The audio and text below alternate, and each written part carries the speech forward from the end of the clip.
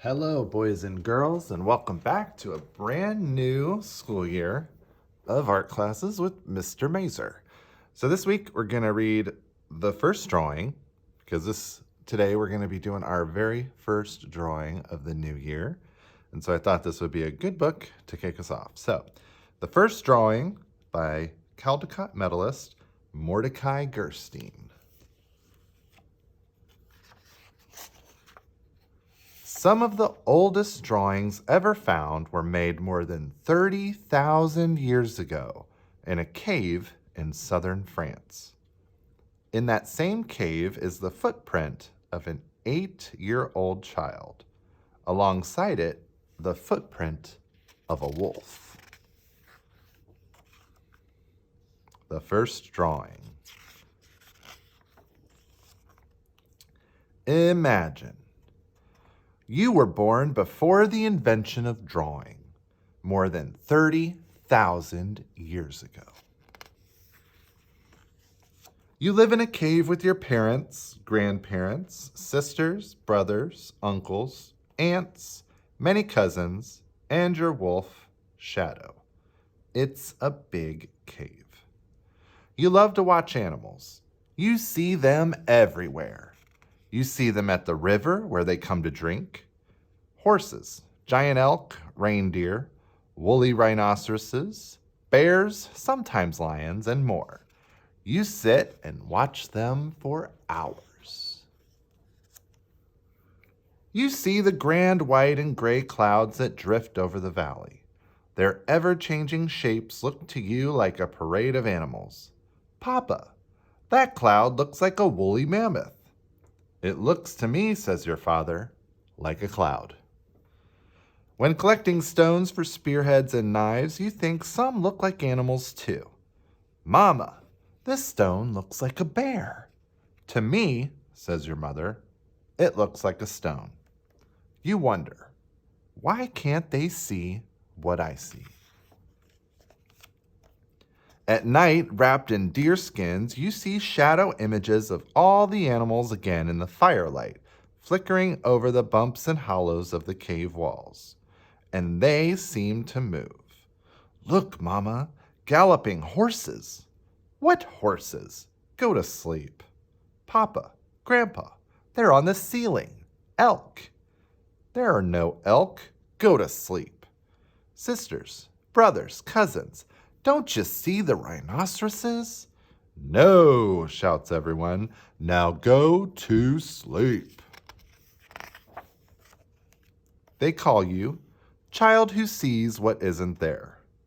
How can you make them see what you see? Every night you watch the animals on the walls. Then you dream you're running with them, like one of them. One morning, you're out with your father searching for stones. You wander off around a hill of huge boulders. You look up and see right in front of you a woolly mammoth. It's not made of lights and shadows or clouds. You can smell it, warm and musky. It sniffs you with its trunk, then stands perfectly still. So do you. You're afraid to move. It's like a fur-covered mountain with eyes that look into yours. You look back, and in those eyes you see that being a mammoth might not be so different from being you. The mammoth sighs through its trunk, and like a mountain walking, it turns and slowly lumbers away. You begin to breathe again. Papa, right in front of me, a woolly child. Child, your father sighs. What are we going to do with you? That night, in front of the fire, as your eyes begin to close, you see an image on the wall, so big and so real. You sit up and say, Yow. Huh? Says your father. What's wrong? Says your mother. Look on the wall. It looks like it's breathing. There's nothing, they say. Go to sleep. But look, the tail, the tusks, why don't you see it? Now everyone is awake. There's nothing to see. Go to sleep.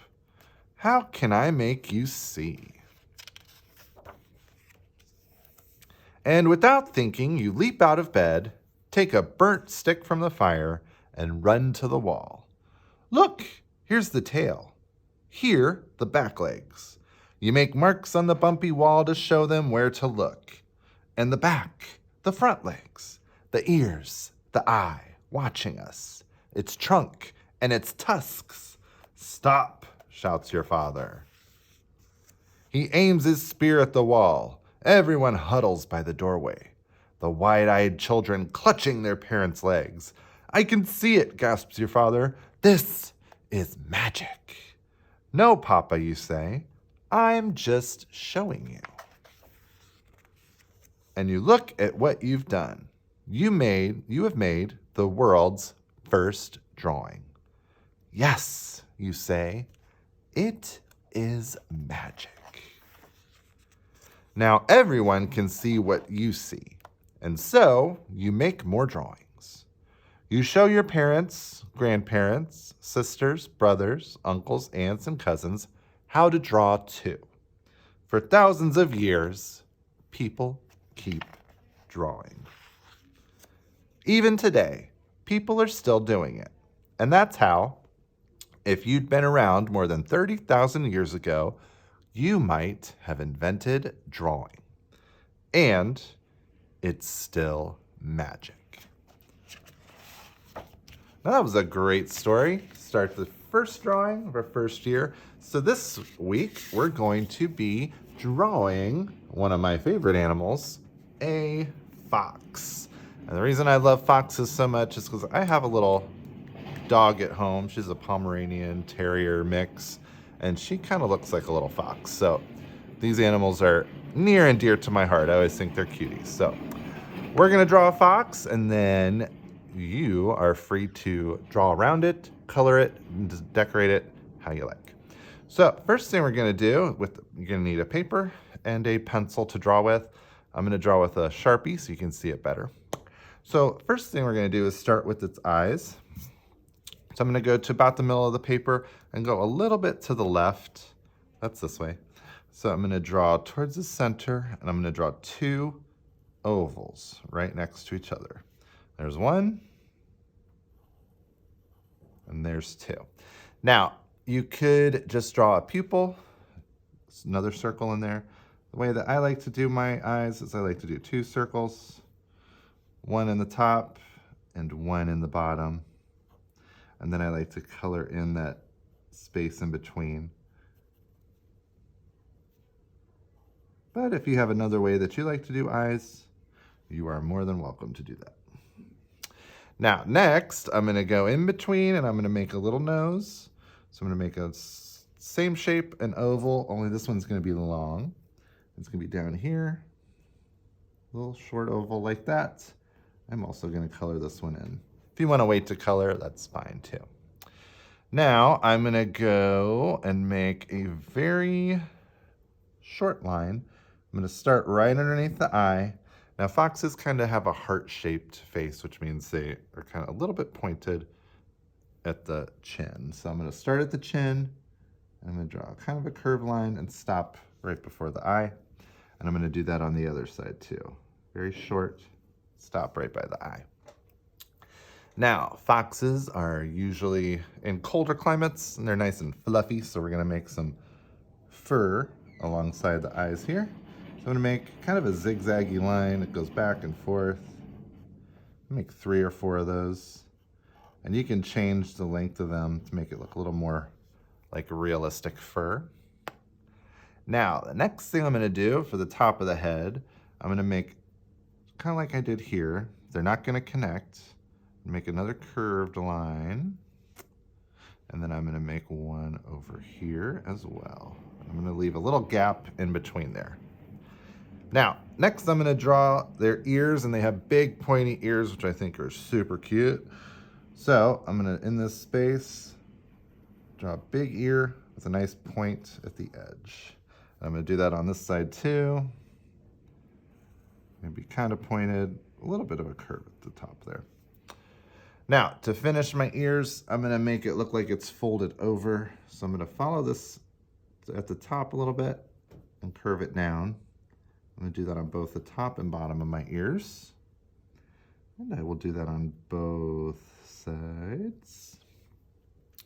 And then next, I'm going to add a little tuft of little fur poking out in the ear. So I'm going to do another zigzaggy kind of line like this.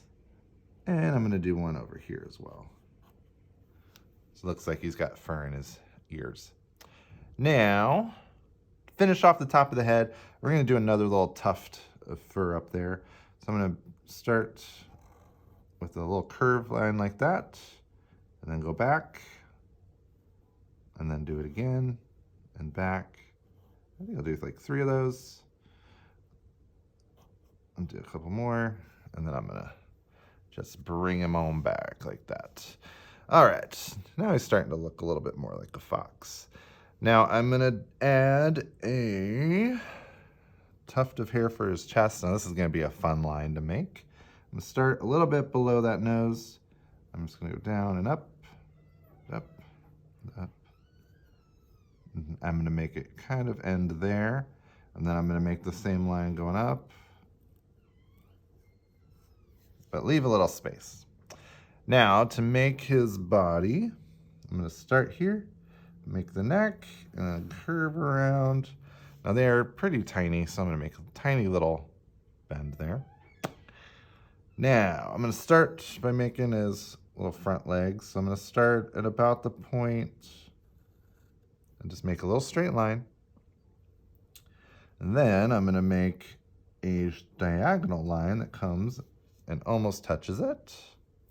And then I'm going to curve around to make his little paw.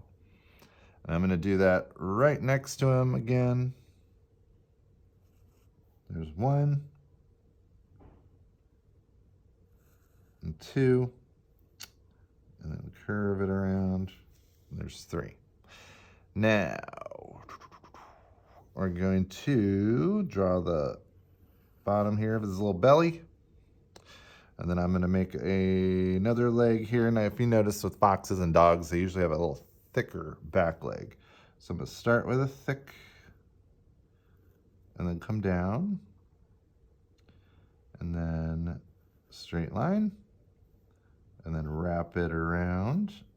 And then I'm going to do one more leg, and I'm going to come back over here, and we'll do the same thing on this one. So do a curve, and go down. Just like that. And I'm gonna connect these right there. Now the fun thing about foxes is they have big, fluffy, poofy tails. So I'm gonna start with a line that looks kind of like a question mark. So I'm just gonna go curve and come down there, touch at the back. Then we're gonna keep this point here. I'm gonna go like this, and then we're gonna have a big poof. And then it's going to come back real close to where we started. And that is going to be our lovely fox drawing. Now, if you would like to color your fox, you could do that. If you want to draw things around it, you can show us where your fox is. Maybe he's in the forest. Maybe he's on a cave wall, like in the story we read. He could really be anywhere. You're the artist, so you get to make that choice. And you can color him, decorate him how you like. And that is it for this week. And we will see you again next time for Art Class with Mr. Mazer. So long.